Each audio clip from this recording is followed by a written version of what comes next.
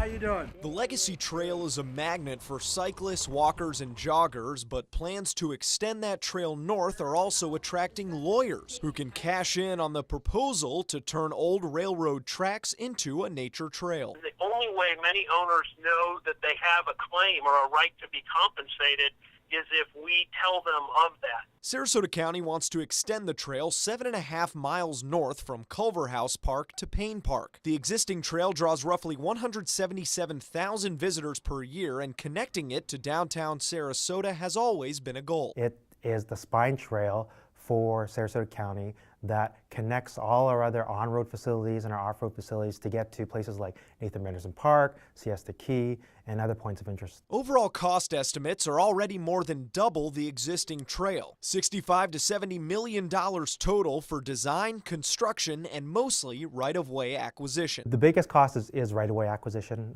It's about it's probably the majority of the cost, but it's pretty close to being 60-40 split. The county must purchase the land from current owner CSX Transportation, and that's where the attorneys see an opportunity. In Florida, railroads can take over private land along the right-of-way, but when they stop using the tracks, the land should once again belong to the individual property owners. The Federal Rails to Trails Act allows CSX to sell the right-of-way to Sarasota County, but someone still has to pay those property owners. There's literally no one in the country who is more experienced litigating these kind of cases against the federal government than I do and my team at Aaron Fox. In 2008, attorney Thor Hearn and his Missouri-based team helped 50 clients along the existing Legacy Trail win $21 million.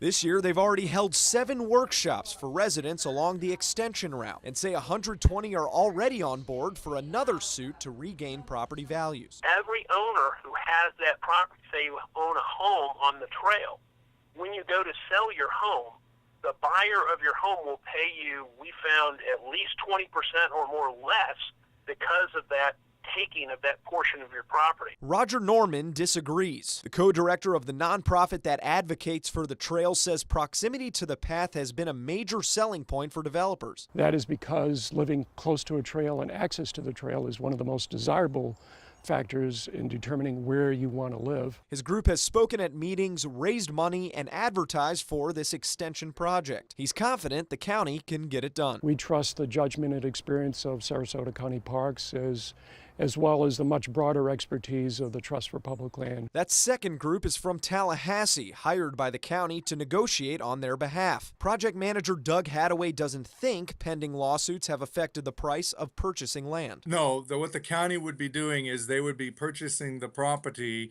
at a value based upon appraisals, because they would be getting full and defensible and unfettered use of this corridor for the interim trail purposes. Hearn agrees, saying those claims can't be filed anyways until a contract is signed. Also, it will be up to the federal government, not Sarasota County or CSX, to pay those local property owners. To make sure that everybody understands that the money that goes to pay the owners comes from the federal government and does not come out of Sarasota County, and it won't affect the finances for the Legacy Trail. So taxpayer dollars will still pay those claims. The money, however, will come from D.C. instead of down the street.